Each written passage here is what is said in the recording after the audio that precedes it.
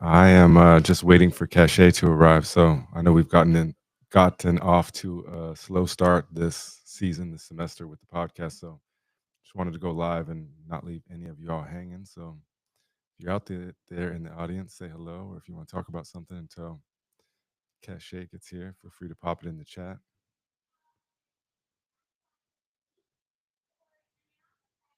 Let me just check my channels and make sure they haven't reached out to me.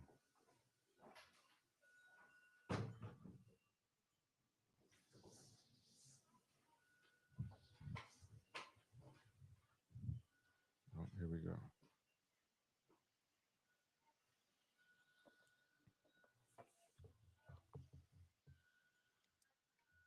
Hello, hello. Can you hear me? Hello. I All right. can. We're live already, but we can talk story before we officially start. I've been late a couple times. For the first time ever, I was late once, and the guest showed up late the other time, and had another cancellation. So I just didn't want to leave everybody hanging, if you know what I I mean. got you. No worries. Yeah, Um, I was not planning on. Can you see me? yeah, Okay. I was yeah, not planning on. I was planning on being early, but my tech is always doing something. So, yeah. I know how that is. I always say it in a real podcast if you don't have some technical difficulties. Hey, hmm what's up? What's up, David? Hey, David, in the audience, what do you see on the screen? Do you see us like picture in picture, or do you see whoever's speaking, talking? What do you see? Let me get this squared away before we start.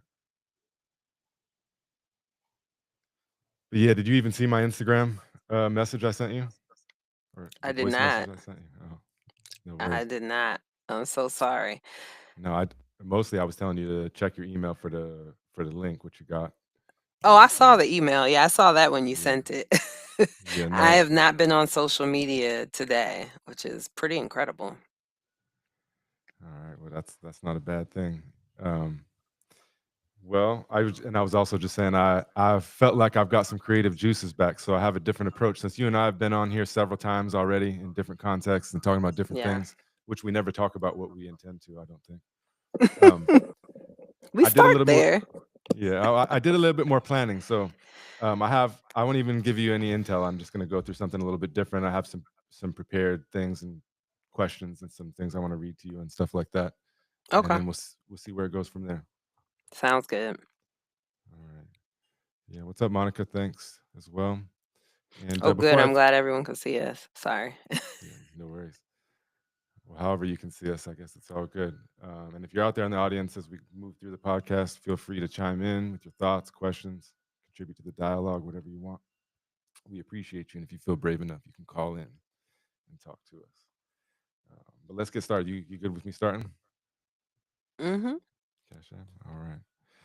All right. All right. Welcome to another episode of The Critical Social Worker, a revolutionary storytelling podcast. I think this might be episode 84. So we're getting right up there towards Wow. that goal of 100. That's right. Wait, is this episode 84? I'm sorry. I need I to think it, confirm that because that's the I year I think it was is. born. So Let if me that's the case, let me double check real quick on my thing. Let me look at this last one. It was 80. It's actually 85 because I haven't produced one ah, by Mark Tuggle. So right okay, off, all close. right. Yeah, 85, 85. Well, I feel very honored to be joined again by Cache, my good friend Ohana. Cache Spellman-Timmons, you are what the founder of Cast Associates. You're a practitioner of what you call, I keep getting tongue twisted, a social worker like this. I put it in here so y'all can Soul. see it. hmm Soul. What does that mean? All right. Well, what's been new with you lately? What have you been up to? Oh my gosh, what a question. Um, I have been up to life like everyone else. I think since last we talked, I've stepped into a director role for a youth service organization. First, let me just say hi. Let me back up and say hi. It is also always a pleasure to be on here with you. I'm grateful to have you, Alicia, and the kids in my life, in our lives. So let me first say that. Yeah, I have been all over the place, still growing, cast associates. So there's an eight in there to try and help people out. But I know our mind does just plugs things in. But yeah, cast associates, and it's a coaching and consulting firm that everything we do from the social justice lens or framework, which is a trademarked framework now. uh, and what that means is just that we do everything from the soul, everything with soul, keeping in mind that soul work is imperative to everything. So I've been growing the business and back in nonprofit work. Um, and I dropped my podcast, which you were on. So thank you for that. You and Alicia were on, and yeah, I don't know. Also, still just doing my best to find some joy in this crazy, crazy place called Earth. Um, yeah. Yeah. Well, I think I got, as I mentioned earlier, I've been feeling a little more creative lately, and I think my authentic self has had a lot more permission to I don't know, to elevate, to arrive, I guess you might say. And Mhm. it's working out really well for me because I'm going to talk about all this, but I've been following my heart, listening to my heart a Mm. lot more lately, and it's just really, really worked out for me and being more creative and just not feeling like I have to do something to somebody else's standards or because somebody else is expecting this or something like that, and just being me. And if you don't like it, then you don't like it. But at least I'm going to be Mhm. me and feel good about it, if you know what I mean. Mhm. Um, and I feel like I've been getting a lot of gifts and messages from the universe, or however you want to put that, lately. And I always use the example. I have so many times where I've been like a used bookstore, and a book will catch my eye, and I'll end up buying Mhm. it, and then I'll just put it there. And then like 3 Mhm. years later or something, I'll see it out of the corner out of my eye again on the bookshelf, and it will be Mhm. exactly what I needed at that time. And what's the odds of that, Mm. to find in a big stack of books somewhere and have it come up right when you need it several years later. And so Mhm. I've been trying to listen to those things like the gifts from the universe, and I think it's easier to do in a larger context, when you're able to reflect and stuff. But it can be harder in the day to day life. And so I've been really trying when I wake up, and if something comes through my mind or flows through my heart, I try to listen to it. And so Mhm. today, um, I was feeling.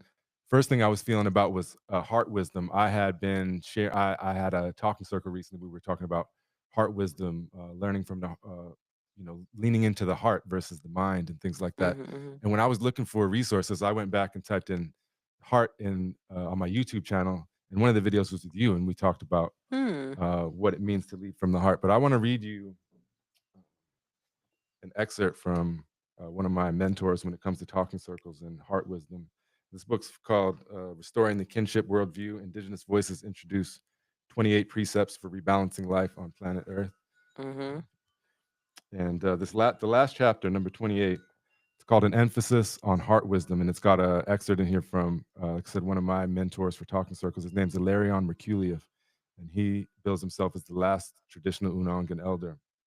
And he Hmm. says, since the age of 6, I've known how to get out of my head as one of the last Unangan or Aleut to experience a true traditional upbringing. I was allowed to walk the 6 miles from the village out to the cliffs, even as a very young child. In my 6-year-old mind, I decided that the only difference between those birds and myself was that they drew upon a vast field of awareness rather than an intellectual thought process, although I did not know the words at the time. I wanted to be like a bird, so after months of effort, I developed the capacity to maintain this state of awareness without thinking for several hours at a time. That was when the magic happened. I could sense many things that I'd never experienced before, and my world expanded enormously. From Hmm. then on, I understood how Inangan people received their spiritual instructions for living, principles that had helped them sustain their communities for thousands of years. Reciprocity with all living beings, humility, respect for all life, honoring elder wisdom, giving without expectation of a return, thinking of others first, and many more. Such spiritual principles for living did not come from logic or thought. but from a much deeper source of wisdom, which our Unangan culture referred to as the heart. When Unangan elders speak of the heart, they do not mean mere feelings, even positive and compassionate ones. Heart refers to a deeper portal of profound interconnectedness and awareness Mhm. that exists between humans and all living things. Centering oneself there results in humble, wise, connected ways of being and acting in the world. Indigenous peoples have cultivated access to this source as a part of a deep experience and awareness of the profound interdependency between the natural and human worlds. To access it, you must drop out of the relentless thinking that occupies the Western mind.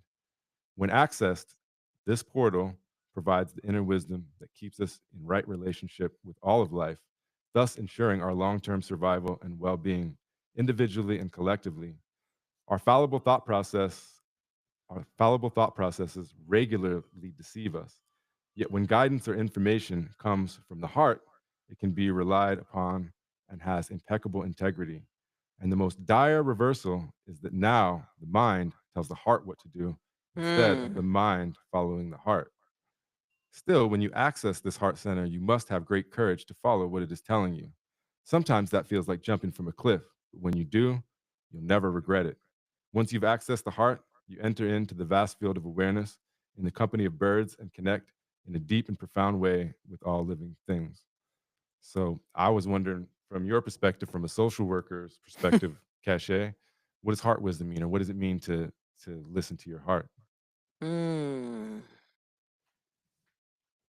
I mean, I'm in total, I won't say agreement, I would say alignment with the entire passage you just read. To me, heart and soul are inextricably connected.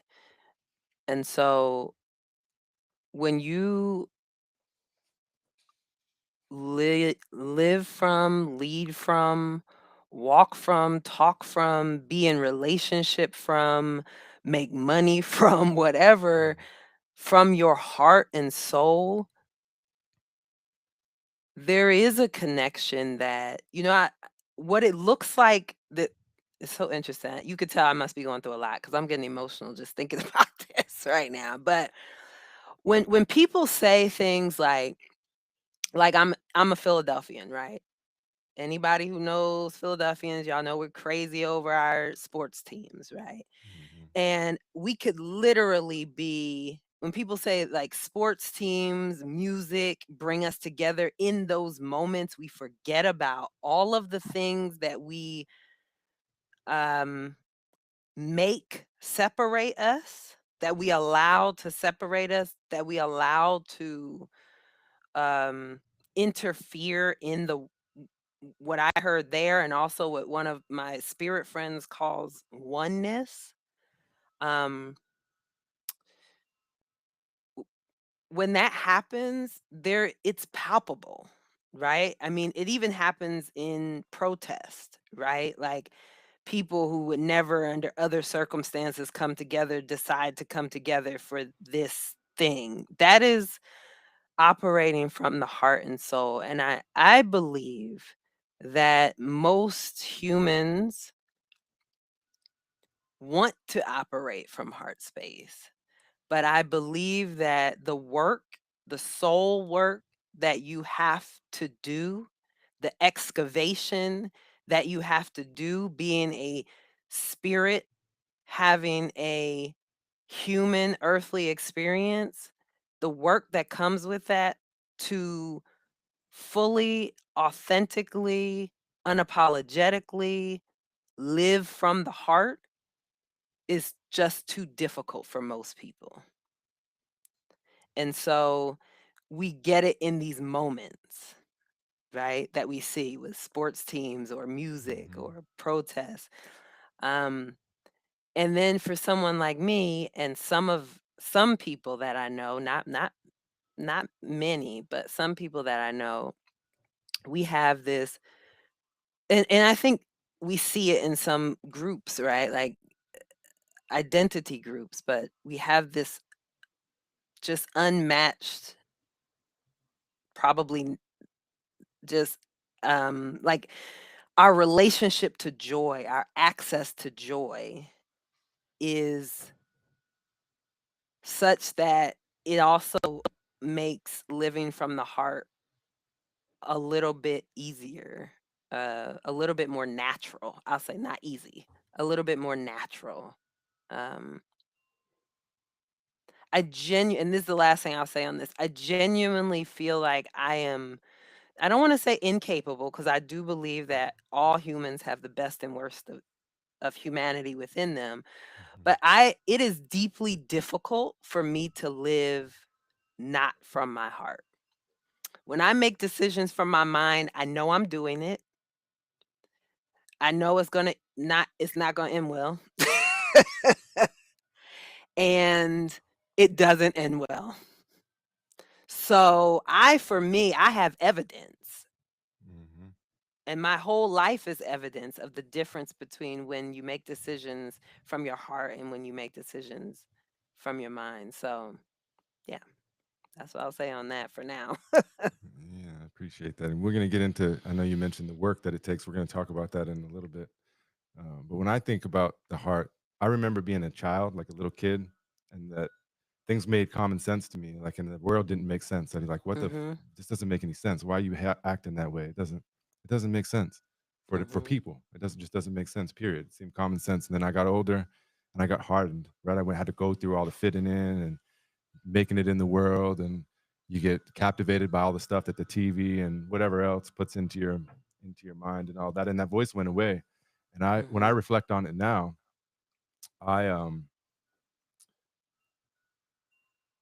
almost all of my ailments almost all the things that have caused me ailments throughout my adult life and even as a youngster came from the mind. It was playing Mhm. tricks on me, telling Mhm. me that I was cursed and things like that. But if I listened to my heart, it would never tell me that. And just as I'm getting back into being able to listen to my heart more and more, it literally, I'm not exaggerating here. It literally never fails. It never fails me. It never leads me astray. It always does the right thing, even if it can be uncomfortable at the time. That's I right. find out like, oh, okay, that well, but you did it. I was me. I did it, through the channels that come from within, and it works out all the time, even if it doesn't feel like it at the time. Mhm. Um, So another thing I wanted to bring up here was that I was inspired by this morning. I was trying to find some music to inspire me this morning, and I was just going through my cabinet. We got a lot of records at this point, and I was actually looking for something else. And I hadn't. I'd actually listened to a Bob Marley. Like I played all my Bob Marley records like a week ago, and somehow I missed this one. It was in the closet, Uprising. But I Uh-huh. saw it, and it just made me think of like just the imagery. I love the I imagery, and love that I'm here in cover. Hawaii, and just like the dreadfulness of the dreadlocks, if you know what I mean, and just uprising and breaking through, and the connection to the earth and the sun and all Mhm. that as well. Mhm. Um, so I went through and I listened to it, and I thought about this conversation, and I wrote some of the lyrics down, and I just thought that we could get like cachet, a social worker's perspective on some of these lyrics. The first one is Sure. actually for me though. The first song on there, um, he says, "Why do you look so sad and forsaken? When one door is closed, don't you know many more is open?" And and it's funny because right before that too, he says, uh, "I'm talking to you. Yeah, you. I'm talking to you." Right before that, Mhm. and it just fits my situation. I resigned from my job. I'll be hopefully not unemployed for too long, but for the first time in a long while, I've been a professor, which comes with a lot of I don't know responsibilities, but also a lot of perks and Mhm. things like that. And so it's jumping into the great unknown, and I'm glad I have Bob there to remind me that, whenever one door closes, another one opens, and that's always been true as well.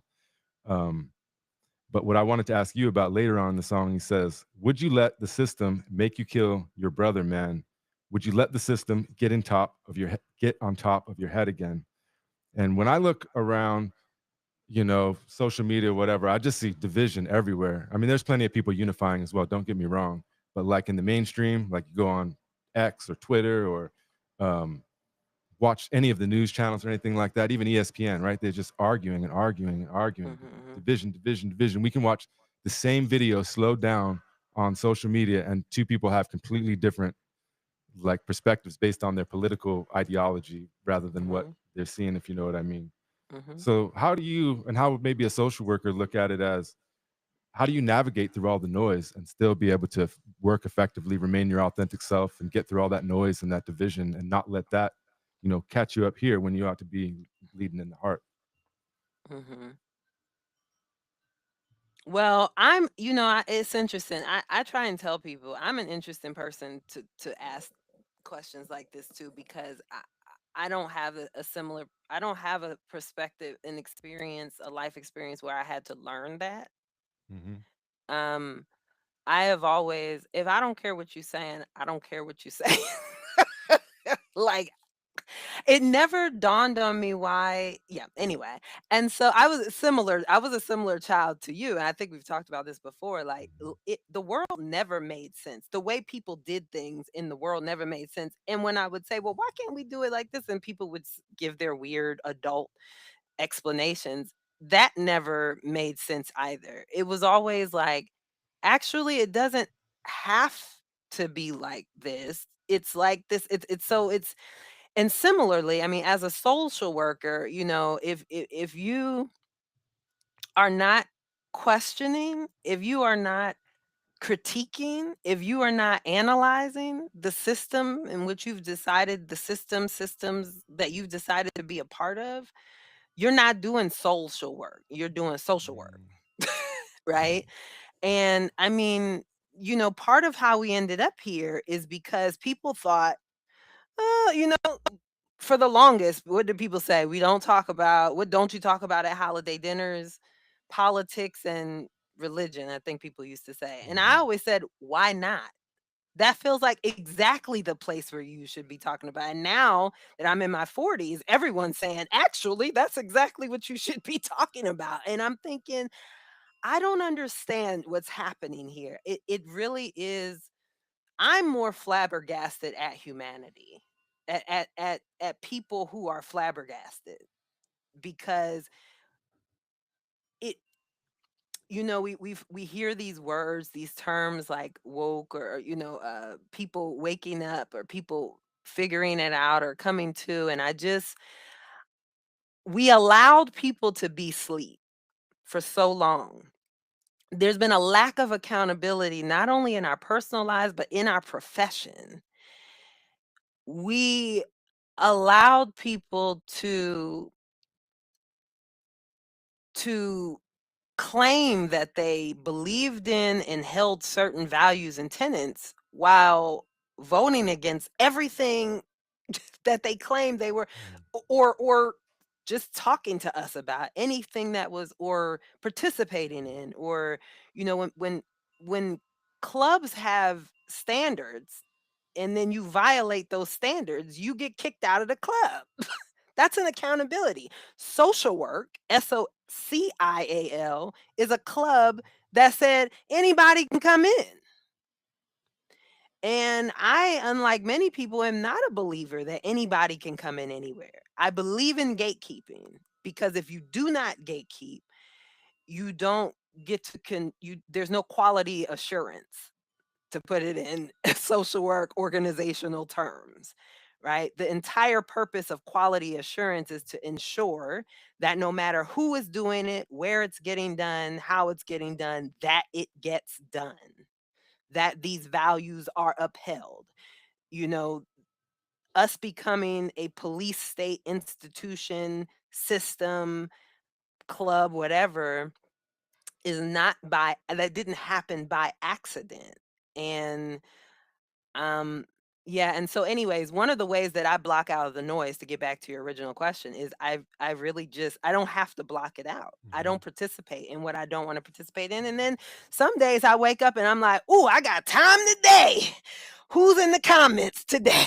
Hmm. And I am at it all day. Like, actually, this is what, so I think leaning in when you feel like you have the capacity to, and taking care of yourself and your community, and leaning into community when you don't have capacity, or when your capacity is elsewhere, right?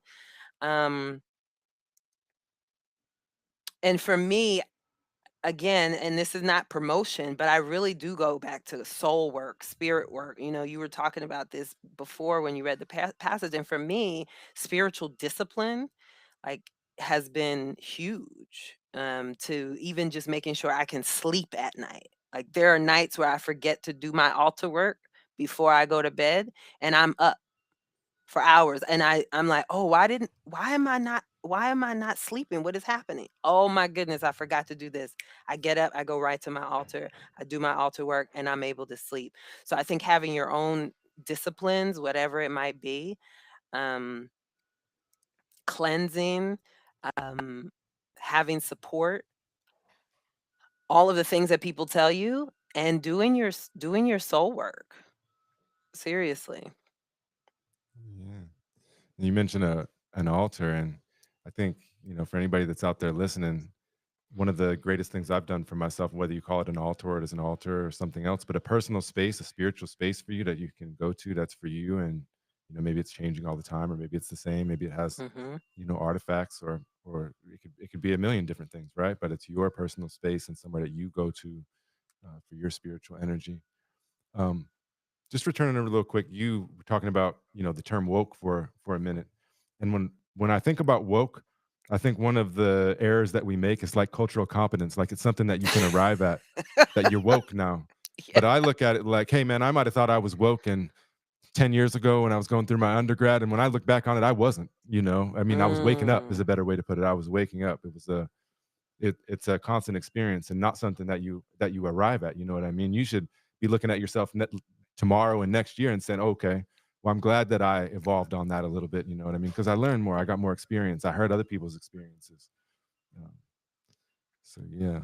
Yeah, absolutely. I agree with that. I mean, I don't like and I see Renee saying that she has an altar. Yeah, I think for me, altar work is huge. For me, mine is ancestral. So, Hmm. um, and every time, and I've been losing them. I just added another ancestor in January. So, um, I'm not able to do this work without a relationship with my ancestors. So that is true for me. That's part of my soul work and my altar work. Um, to speak to what you were saying, Christian. Oh my goodness, what were you saying? I lost my train of thought. Good question. I lost my train of thought too. Uh, oh goodness. We can table it. That's okay. I'm sure we'll Yeah. circle back. I'm sure Yeah. we'll circle back. It's all good. Let's move on to this next song. This next one is kind of gets us down a negative road. Oh, It's like a, wokeness. Thank you, Renee. oh, wokeness. There you go. Yes, Let's thank slow you really down. quick. Yeah. Thank you so much, Renee. So I was saying that for me, I don't like whenever something starts trending, if it was a word, even if it was a word I was using before, I don't even use it anymore. Because for me, when things start trending, I know that we're going to come up on something huge. Trends are trends for a reason. There's always going to be, they come in and out, they come and they Hmm. go, they will die down. And trends also have strong, uh, people have strong defenses against trends. So when you start trending something, I tell people be careful of what you're trending and how you're trending it because people are going to come after it as soon as it starts trending, right? So I Yeah. agree with you. This idea, cultural competence, I we've talked about this a lot of time. I cannot stand that terminology. Wokeness, I don't like. It's just like yes, you should be walking around awake. You should be paying attention. You should be critically thinking. You should be doing all of the things that are associated with that on a regular basis. It's not a place like, "Oh, now I'm woke." It is continual. And if it's not, then I hate to tell you, but you're now back asleep. So, It goes back to work, and I'm gonna table that for now because I want to come back and talk about the work in a number of okay. different aspects. But yeah, it's a cultural competency. It's actually should be like you said, cultural humility, and it should be a constant process of trying to achieve that humility. Same thing with waking up or being woke. You're not gonna arrive there. You're gonna keep practicing it over and over and over again, constantly. Mhm. All right. Well, if anybody's just tuning in, we're talking story with Cachet, but we've been going through the Bob Marley Uprising album, and we're just kind of talking the story about the lyrics and see where they take us. And if you have anything in the audience, feel free to chime in the chat or call in. This next song's called "Real Situation." Like I said, it takes us down a negative road. It's kind of a dark prophecy, and he says, "Check out the real situation: nation war against nation. Where did it all begin? Where will it end? it seems like total destruction is the only solution, and there ain't no use. No one can stop them now. And it's like I said, it's kind of negative. And when you look, this probably I don't know what year this album came out. Probably like I'm guessing 78 or 79. So it's been a good 50 years since then. Mhm. Um, the world's been crazy since. It's changed. It's not the same as it was back then, but it's still been crazy. And I was wondering, when we look at the dark times, because it depends on what you're looking at, right? You could find hope in you and I talking to each other and many other things going on, but you could also turn on and maybe look at a live stream of Palestine or some pictures or something like that, or even people in the United States of America are going through things. Um, Mhm. and I have to acknowledge that, I'm over here on the Big Island of Hawaii, up here, far away from everything, and so sometimes, I it's hard for me to put myself in these other places because I'm so far removed from it. Mm. Um, but when I look at climate, or the changing climate patterns in the world, the wars that continue to go on. I just heard like what's his name, Lindsey, what's his name, the politician, the from Graham? Lindsey Graham. I heard him on there talking about how Israel was now planning the future wars because they got to be ahead of things because if you don't start the wars, then the enemies will start the wars and all that stuff. And that seems just hopeless to me. That guy's been, I've seen his face on TV for decades now saying the same kind of stuff. But I Mhm. was wondering, how do you keep hope, cachet, and how do you find strength, when the world can seem so dark and we see all this stuff going on out there? And I'm sure you actually see more of it in Philly sometimes than I see out here. I'm sure you have a whole different, lens to see it through. So I was wondering, how do you find the strength to keep pushing, Yeah. keep fighting? That's a good question. Um,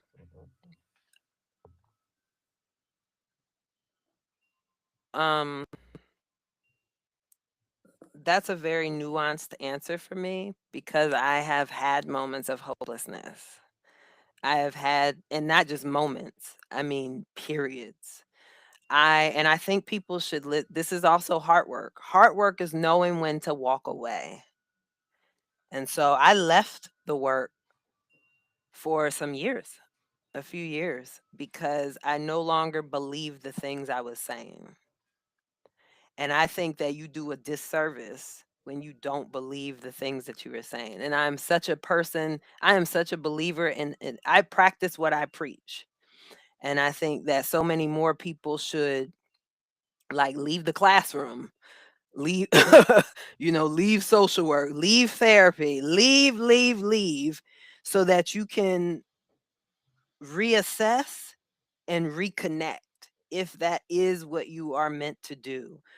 Listening to heart slash soul means, like you said, sometimes knowing when to let go, even when nothing else seems to be on the horizon. Um, and and I for me, that is one way that I actually came back to hope and to the work. I don't think I would have without that time off. Um, and there have been times throughout my life, so let me put a warning here. Um, I don't know what language you use, trigger warning, activation warning. Um, uh, I'm going to talk about suicidal ideation because this is a very real thing for me and I know for a lot of people. And when when I have felt, not this hasn't happened in a long time, but I've had periods in my life where um I have felt so hopeless in knowing that the fight is never going to be over, because let me be clear that my hope is not contingent on the fight, like, who I'm going to do something, and or we're going to do something, or we're going to vote somebody in, or we're going to end this war, or we're going to do that. And then no, the system is set up so that we are in constant division. The only time, the most peaceful time in my lifetime, in your lifetime, in everybody's lifetime watching, is also one of the most devastating, and that was the pandemic. Hmm. It was the only time where people were willing to I mean, literally, and you can, whether it's biblical or other spiritual texts or prophecies or indigenous prophecy, right? Like that they all often talk about 7 days, depending on which text you're reading, either 7 days or 7 years, depending on the interpretation of peace. And I feel like we got 7 days, 7 months, like of peace, but it was at the expense of millions and millions of lives still. So it is almost as if there is this thread in humanity that there is an inability for total peace while in the human experience. Even the earth was healing. Absolutely. Hmm. Absolutely.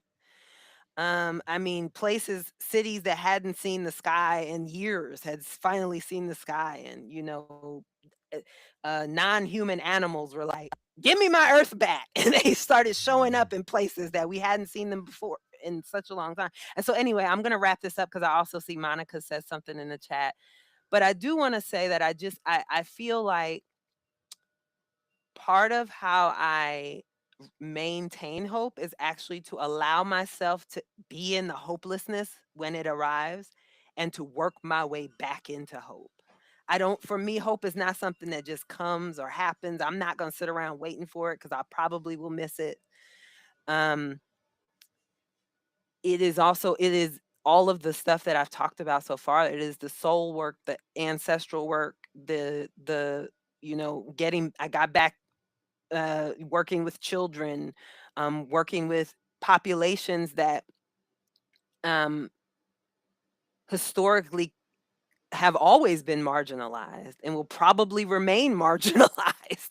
I belong to so many identities and communities who have been marginalized my whole life and will remain marginalized. So I don't have, for me, if I choose to be here, doing the work is not even an option for me. And I have to work at returning to hope sometimes. So, Yeah, and I think even what you and Renee mentioned is hope, because how many years is capitalism? And if you took Hawaii, for example, that's where Cache and I know each other is from Honolulu, mhm, Hawaii. During the pandemic, I was living in Waikiki, and once we figured out that they couldn't stop us from traversing to the beach because they tried to go to the beach and Kaimana Beach, I remember just outside of Waikiki actually, but just right there connected. Usually has lots and lots of people, big hotel right there. And during the pandemic, it was all Kapuna, Hawaiian elders, people like that.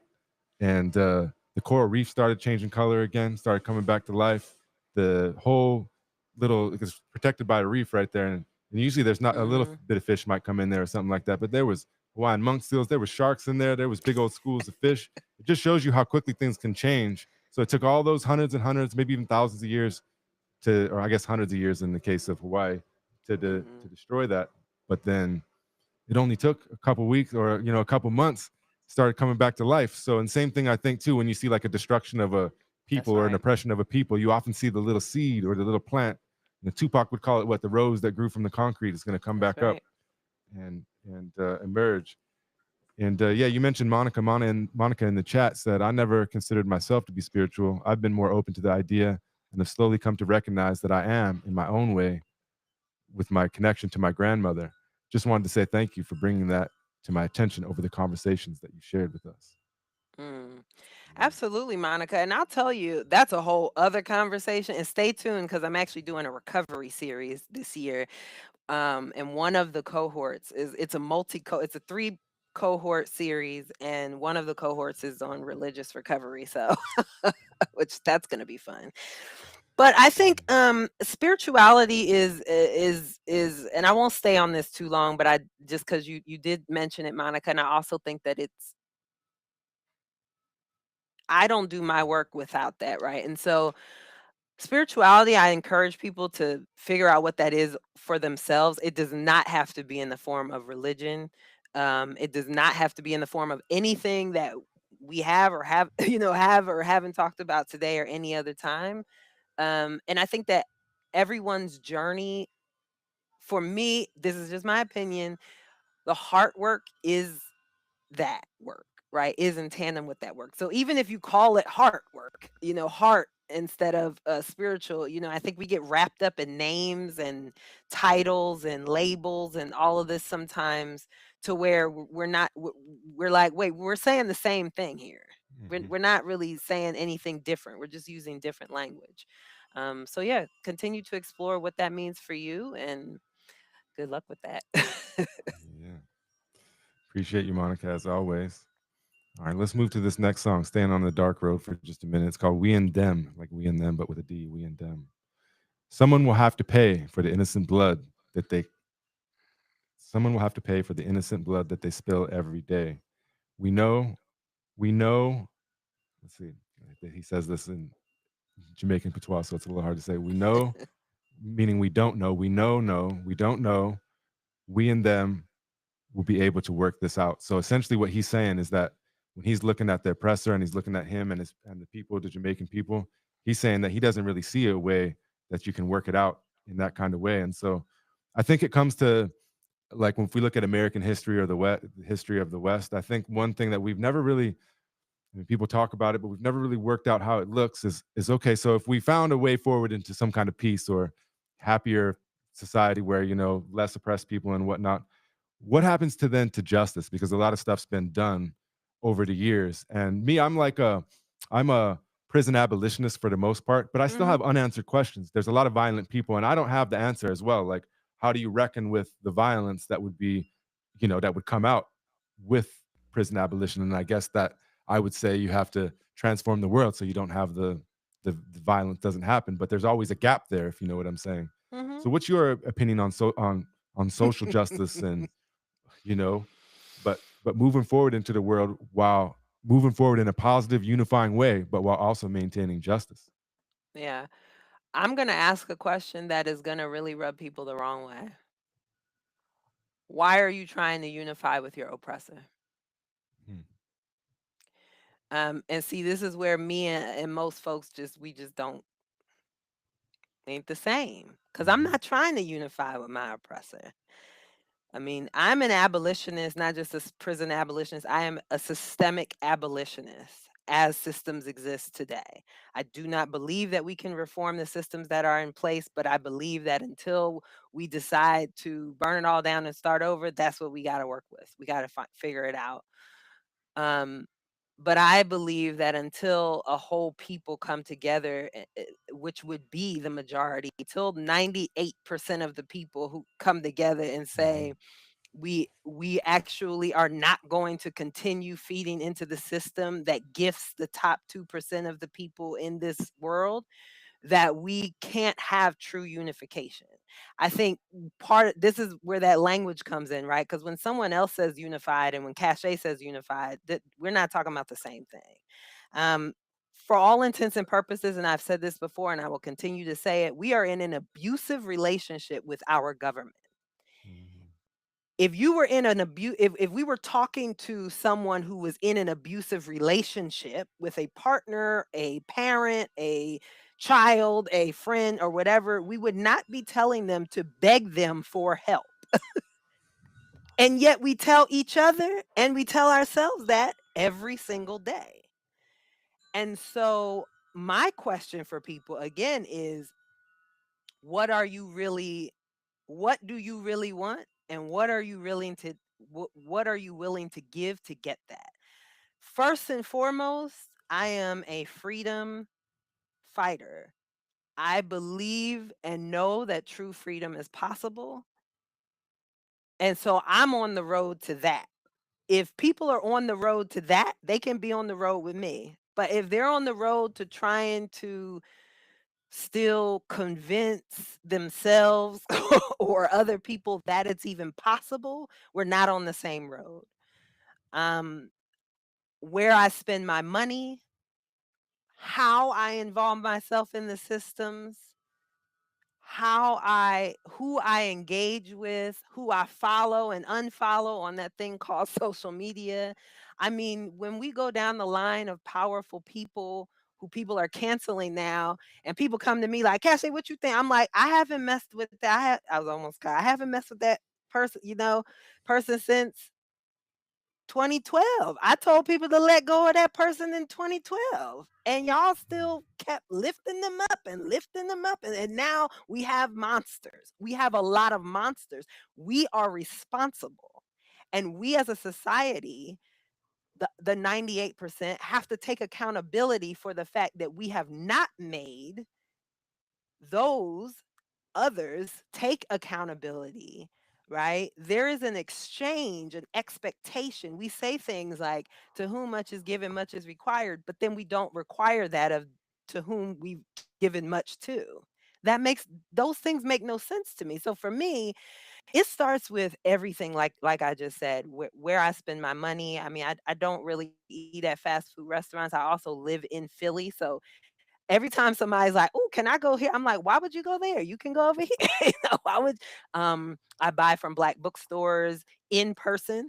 I, you know, don't shop at all of the places that people are boycotting now. I have not I've been saving a lot of money because I don't shop at these places. I don't have, a Prime account. I don't, and I recognize that there is also some privilege in the ability to make these Mm. decisions. However, I believe that when we believe freedom is possible and we operate from the heart, we are creating opportunities to make sure our needs are met without having to go outside of our communities in order to get those needs met, thus involving ourselves with someone we are in an abusive relationship, i.e. the government, right? Um so as a social worker, I would, once again, the question is, what does unification or unified unity mean to you, and who are you trying to unify with, and for what purpose? Because I do believe that there is a purpose for everyone, and that even sometimes that purpose is to lend you a name, to lend you resources, to give land back. You know what I'm saying? Like to finance it. So yeah, we all got to be talking about the same thing. If we're not even unified on what unify means, There you go. so yeah, Yeah. Well, I think so. Let me ask you this: when you talk about the, I think you're saying the same thing as Bob Marley. You don't see unification between yourself and the oppressor. But when you say the oppressor, are you talking about when you said like that 2%, the people in control, or are you talking about people with? Because I think that there are people with really negative political beliefs, but they don't hold much power other that's than right. maybe cultural power and stuff like that. So I'm just trying to gauge, like when we're looking at that, what do we determine as the oppressor? Well, I what I say is, because look, I'm Philly. I'm born and raised Philly, but I was raised between Philly and the Eastern Shore of Virginia.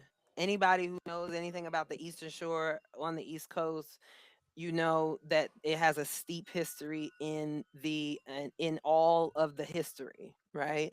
Particularly the Eastern Shore and Philly. It was, Philly is often, because it is the first line or the first stop above the Mason Dixon um, line. It often was the place where many black folks received freedom. Um, and so I understand the different political beliefs, although even growing up, when people would say we used to be able to disagree, I believe that. Like because I witnessed it. I could talk to people from every walk of life, and we could realize that we agreed on the end goal. We just didn't always agree on the how. Those things can be negotiated. But when we don't even agree on the end goal, like your end goal is the eradication of some humans, Mhm. that's not my goal. Not even close. My goal is the ability for all humans who are able and who want to be able to survive and thrive, not just survive, but thrive on this earth. And so, like, not have to leave their home in order to be able to afford somewhere to live, or not have to go somewhere else for better health care or education or whatever. So right then and there, our goals are the same. And oftentimes, even today, when I go to some places that folks would feel are extremely polarized, the thing I hear is we're still on the same page. We don't really like what's going on right now, but we feel pressured. There is this thing in the air right now of like choose sides, choose sides, choose sides. And I have never been a person, I mean, everybody ticks me off. Everybody ticks me off. They all a part of the same, again, stuff I've been saying. They're all a part of the same system, right? And so, yeah, I think in trying to answer your question, I think there's a combination, and this is where again our soul work, not only with ourselves, but with one another, comes into play. Because if you're able to talk to people, absolutely, yeah, yes, Monica, if you're able to talk to people in a different way, then you do realize it's not that thing of like we have more in common than it's not that. It's do we have the same end goal in mind? And if yes, we negotiate on the ways in which we get there? Because guess what? I might not want to do things your way. You might not want to do things my way. Why do we have if the end goal is still the same, then why do we don't have to be in total alignment on the how? Um I feel like there's something else in there that I want to say, but I'm going to see if you have another question for me first. I'll give you a second to see if you if you come up with what you gotta say. Monica compared it to Stockholm syndrome a little bit. Yeah, and we also hear about this in terms of groupthink. They used to teach that. I don't know if Mm. they still teach that, but they used to teach about groupthink, like where it's oh well, this person said that, and we're in the same community. A friend of mine, a professor, um, um, Dr. Kai Marshall Green and I, we call it the myth or the myth. He calls it the myth of familiarity. This belief that just because we came from the same place, or we are in the same social economic status, or we are this or we are that, that we are going to automatically think. And a lot of people had that. That's what happened the first like 2016 election. People were like, "Oh my God, I didn't even know I was living next to somebody," right? That believed this. And so, but also we stopped talking to each other. Um, my wife and I are about to celebrate 21 years together at the end of this Wow. month. And the older we get, the longer we're together, the more we realize how abnormal we are and how much we talk. We'll be around people and people are like, "How do y'all still have so much to talk about? You've been together so long." I'm like, "How do you not?" Hmm. There's something happening that we know all of our neighbors. We're in a city. Okay, people, like we're in Philly row houses, but we know all of our neighbors on our block and around the neighbor. You know what I'm saying? Like, because we need each other. And so there's a way in which when groupthink happens and it's positive, it's great for community and stuff like that. But when groupthink happens and you've been infiltrated by things that are outside of that community, they have no idea what you need, no idea what you've been through, all of those things. That's where the difficulty comes in. And so, yeah, yeah, guess I'll Yeah. leave it there. Thank you for that, Cachet. Let's move on and talk about work because it fits right in with this. The next song on the album is "Work," and he says, "We job people can make it work. Come together and make it work. 5 days to go, working for the next day. 4 days to go, work, and so on." And it's funny because when I used to listen to this song, I hear this song, I thought he was complaining about like capitalism and having to go to work every day. I think he's saying, "Oh, you got to work 5 days. Now I got 4 days. Finally, I get to the weekend." But what he's actually saying here, listening to it a little deeper, is that, like you said earlier, in order to open the access to the heart, in order to really make real change within yourself or elsewhere, it really takes work every day, over and over and over again, and becoming disillusioned with yourself and disillusioned with this idea, and being open to this and open to that, and I think I mentioned this earlier, but I see a world that's captivated. People captivated by TV, by sports, by the drama, Mhm. by Twitter, by their social media, by whatever's going on, by Jeffrey Mhm. Epstein, by Donald Trump. they're captivated. Um, so and even on the good, like who I consider the good guys, oftentimes I see still being captivated and like Mhm, mhm. stuck in it all. So how can we like shake all that off, if you know what I'm saying? Shake it off and open up our hearts long enough to hear each other. Again, I'm straightforward. The answer is get captivated with your own life. I Yes. don't understand. I mean, and look, I'm not saying I have people that like. I mean, Bob Marley. I love, Bob Marley is captivating. If you were at a Bob Marley concert or if you've ever witnessed those who embody his essence, and like we went to a Bob Marley exhibit, and I mean, and I think that that's okay. Getting captivated is okay.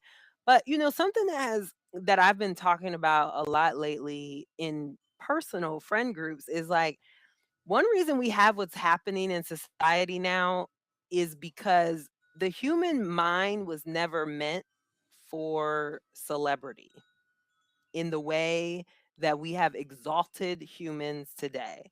And I recognize that some of my language might sound a little, I don't mean, these are just is my words because it's what I have access to, but um we have exalted wealth, we have exalted fame, we have exalted, I mean there are people I don't, and I get it, we have to change with the times, right? But at what point do you say, but this is for this and this is for this, right? Like, I mean, there are literally people at the Emmys for online work. And I'm not saying, I know I might sound old right now, but I'm not saying that, can we have another show for online work? Right? Because now you're putting these people, I don't be knowing none of them. I'm like, who is this? I don't know. Influencer is the same as, a person who has spent their 50 years on a Broadway stage, and again, I'm not saying one is more worthy than the other. I'm just saying they're different lanes. My wife Chanel, you know her, Krista. She hates people not who don't like to stay in their lane. It's like humans just have this thing of, now I gotta go over here, now I gotta go over here, now I got, and and we've even exalted that, right? Like I am a multitasker, but oftentimes one of the reasons why people don't check in on me or people think I'm good regardless of whatever is because we have decided that there are certain people who can handle certain things and certain people who can't. And we are wrong. We are wrong about that, right? No human is meant to carry certain things and to carry them in the ways that we do, and to carry them alone. The way in which our news cycle is such right now, there's so much madness happening that literally you cannot keep up. You just can't. You got to be gracious with yourself. You've got to be, take in what you can and leave the rest. I mean, those types of things. um Sometimes, as I said earlier, doing the work is taking a day off. It is saying, I actually can't do spirit work today. And then I even say, I think rest is spirit work. I mean, I get some of my greatest downloads, spiritual downloads or messaging when I'm Mhm. sleeping in the shower. So, water and sleep are like the two things for me. So, everything is spirit work. And let me be clear that even when we think we're not, so when you make a decision that you knew you shouldn't have made, but you made it anyway, that was still a spirit decision. And now there's going to be spirit ramifications. um, and and it's why our systems are sick. Our government is sick. What happens when someone is sick and you don't treat it is it just keeps getting sicker until the point where it cannot function anymore. We are at a point where it cannot function anymore. It just can't. The things around us cannot function anymore. We have to make a different decision. And it's what indigenous people have been telling us for all the days. Mhm. um, so yeah. Yeah. Absolutely. And I think, just thinking about the idea of work again, and you mentioned, you should I can't remember how you said it, but you said, people where we have celebrity culture and idolizing people, but we should be focused on yourself.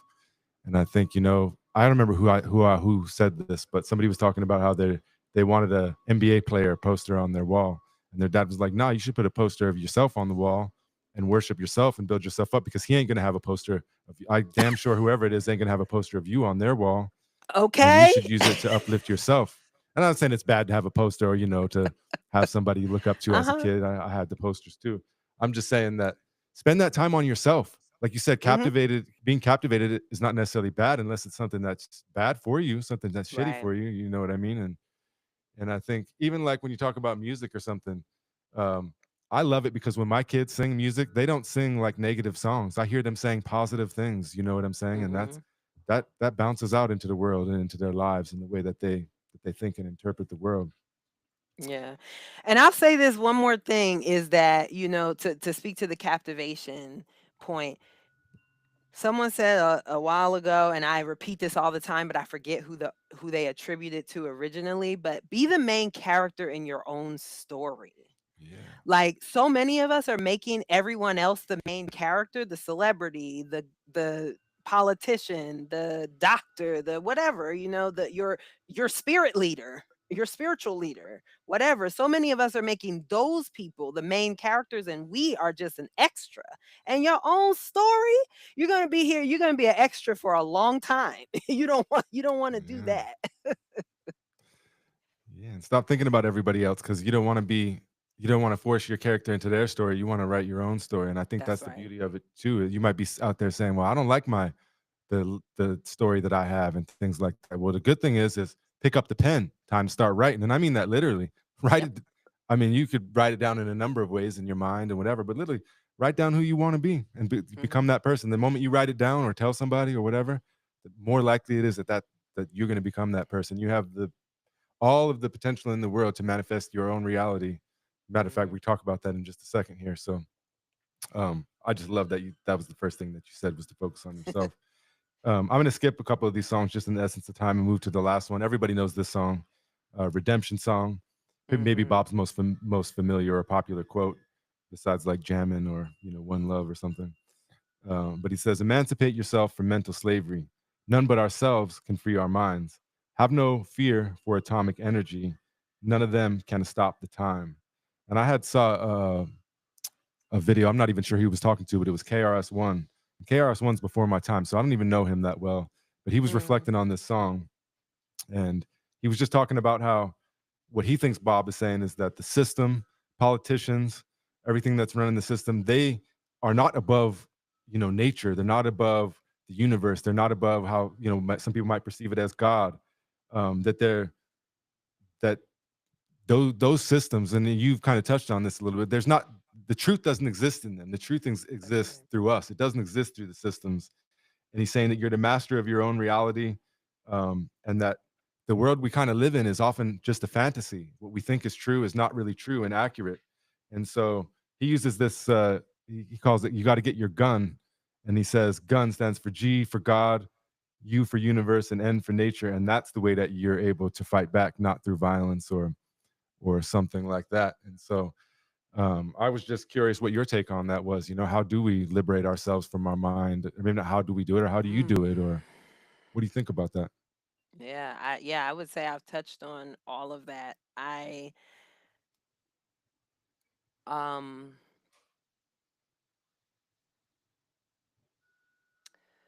I was a weird child. I say that I think I came back too soon from another life because, again, things never made sense to me.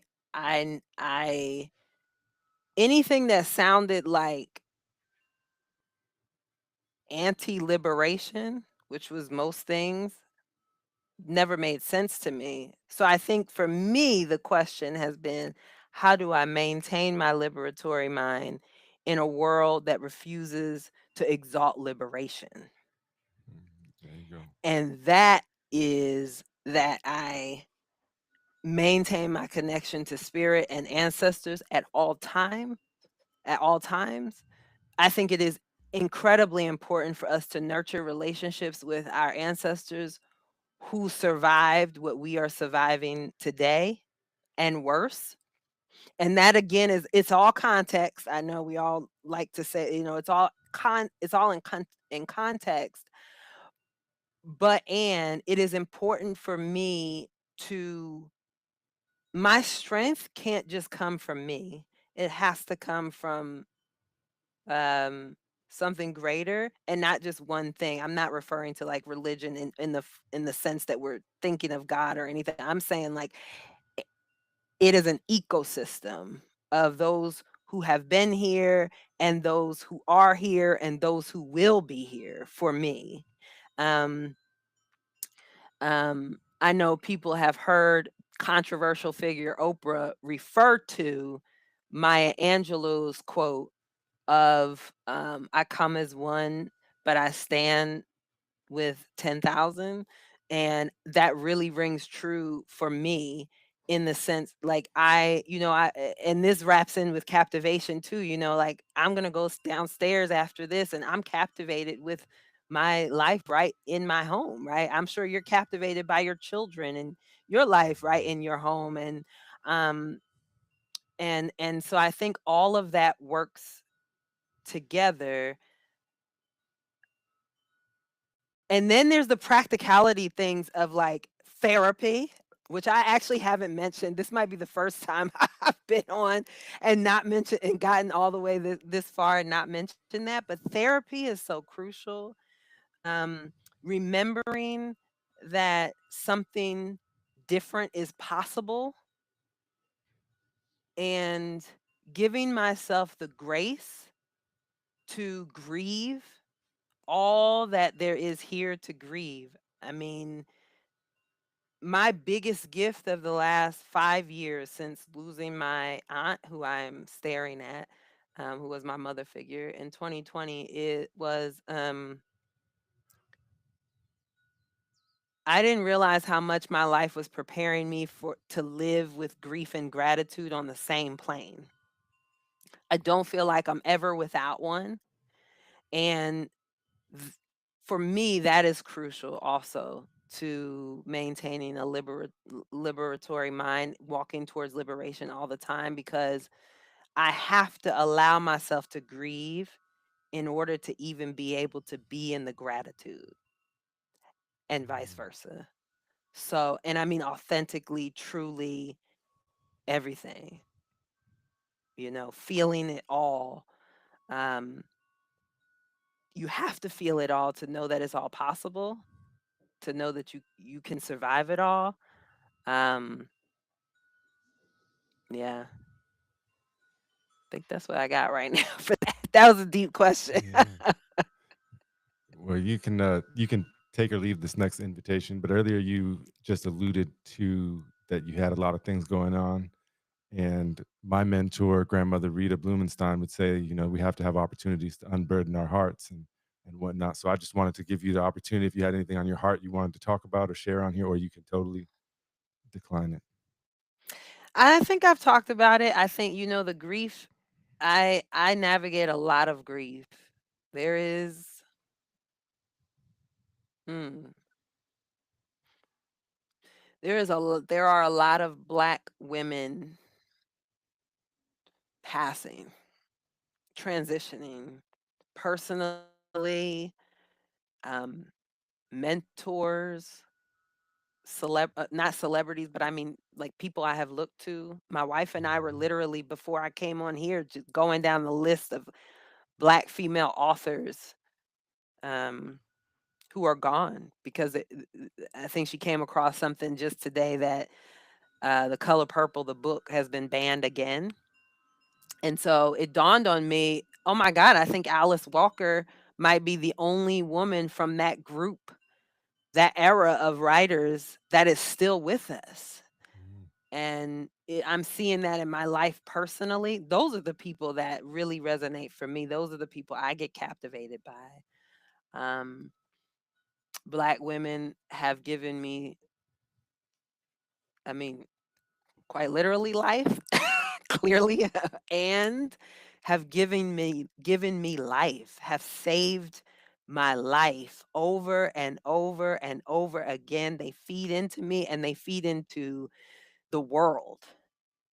And they are not revered and remembered in the way that I think they deserve to be. And so that is what is on my heart, I will say, to be released. I yeah, as I'm looking at my aunt, and then I lost another aunt, my grandmother's sister, last month. And I actually got to be with her in her transition of sorts. And that was pretty incredible. Um And so it's happening for me in both of these planes, and of people that I look to and people that I look to personally in my life. And it's highlighting for me how much they are not how they are not given their flowers in the ways that I believe they deserve while they are here. Often it happens long after they're gone, but yeah. So thank you for that question. Yeah, no, thank you for your answer. And I would say this is that my experience as a professor, there's a lot, and there's a lot of diversity here. So don't get me wrong, but the academy is still very anti-black. Oh yeah. um, Especially when it comes to like the folks that you're talking about now. Not saying that they're never featured or anywhere, but they it's hard for me to even explain. But it's done in a way that like is done not to marginalize, but it literally marginalizes it, if that makes sense. It's literally in the margins. And so I think as educators and whatnot, I try my very best to provide those diversity of resources. And I think you know, you mentioned the personal too, but the some of the women that you're talking about come from a time when there was a lot of important art that helped us understand the human experience better. And a lot of those folks, Mhm. it's that time right now. In RA, we're that next kind of that next generation that's following after. Mhm. And so we're at a unique time where people that we looked up to when we were younger are maybe transitioning on and leaving, and but also in the more of the public sphere and whatnot. Mhm. So I'm really glad that you brought it up, and I think we all have to do our work in that regard. It's Black History Month. I know. I'm a believer that that should be all the time, though. Not saying Mhm. that you shouldn't emphasize or can't emphasize it now, but I think that it should be all the time. Um, but Keshe, we've been talking for a while. It's been a pleasure as always. I wanted to ask you if there's anything else on your mind or your heart related. I know we talked all over the place, but regarding social work right now, before we get off of here. Social work is having a reckoning, as they should. And thank you, Monica. Thank you so much for being here. Yeah, social work is having a reckoning. And you know, when I oh, thank you to both of you. um, and when for instance, I know folks have heard about this, taking the professional degree status away from social workers and everything. And I would just encourage folks to, again, always question everything that we think is horrible is not necessarily horrible. And even if it is, it has some consequences. What is the lesson in it? And I think for me, what I see is many BIPOC social workers really taking this time to remind people that there is a way in which social work lost its soul in order to gain its status. Hmm. And I need social workers to really think about, would you rather have your soul or would you rather have your status? And for me, it's soul every day, all day. But for many, it is status. But that is the reckoning right now that social work is in. And I'm not mad at it. I'm never mad when the system begins to burn, because that's oftentimes what it takes for people to realize that you need to do something different. And those of us who want to do something different, who have been doing something different, are here and will continue to be here. And we'll find ways to, the policies are going to change. Politicians come and go, policies come and go, um, fortunately and unfortunately, right? Because when it works in our favor, we love that. When it doesn't, we like, wait a minute, that wasn't. So, but fortunately and unfortunately, those things come and go, and so you'll be left with yourself at the end, though. You'll be left with yourself. You'll be left with your impact, and you have to ask yourself, what do you want that impact to be? Um, and I'm not interested in my impact being status. I'm interested in people saying that that when I interacted with Cache, it was the best experience I ever had with someone who called themselves a social worker. That's the impact I want to have. I don't care about the system. I don't care about the status. I don't care about the degree. I was doing it before my MSW and I'll continue to do it. So, yeah. I Yeah, see all the souls in the comments. That's good. yeah. How about this for alignment? The last song I wanted to leave with it's called Zion Train, and the lyrics say, Mm. "Which man can save his brother's soul? Oh man, it's just self-control. Don't gain the world and lose your soul. Wisdom is better than silver and gold." And that's pretty much what you just said Look about at that. social work. Apply it to social work, right? The That's status, right. the silver, and the gold. And I've long been a critic of the over. I get the why people want it to be a professional degree, but I also think that social work is heavily over professionalized, and we've lost the soul of That's what we're right. doing. And if you looked at it, I always say this: like if you compare, just imagine a boring therapist room, and I get that there's therapists out there that don't have a boring room, but this boring beige office, you go in there and you sit across the desk from someone, and you got 1 hour, the clock's ticking, versus Mhm. something that's just full of soul, and you use your imagination for that. But I bet you can come up with something more beautiful than that, Mhm. if you know what I'm saying. Um, Absolutely. well, it's been a pleasure as always, Cache, and I want to say thanks to Renee, Monica, both Monicas. I always wonder about the two of you, and if I'm guessing which one's the right one. Who else was in there? Melissa, David. I appreciate you all. As always, you all make the podcast better. But again, my pleasure, Cache. It's always a pleasure to have you, my friend, my Ohana family, kin, joining me. And I know this will not be the last time, because there were a lot of stuff that we talked about here. Is like I gotta get in Cache's brain a little bit deeper on some of this stuff. Please So feel free. I'm always around. So, especially for you. I love you. I love your family. And thank you for always having me on. And I love you. I love your students too. It's great. I'm yeah, glad that you all got something from this. And feel free to reach out. I'm sure Christian is going to leave my stuff wherever. yeah. It'll be in the description. But matter of fact, right here, here's the website. If you're on here, you can go check out Cache there. And And yeah, if you it's want to definitely follow me on social media, go figure Soul Survivor underscore 84. Soul Survivor underscore 84. all right. Look Cache up, and we'll see you the next time, Cache. We got a lot more work to do, so we'll be in touch. All right. Thank you so much. All right. Everyone have a good Peace. night.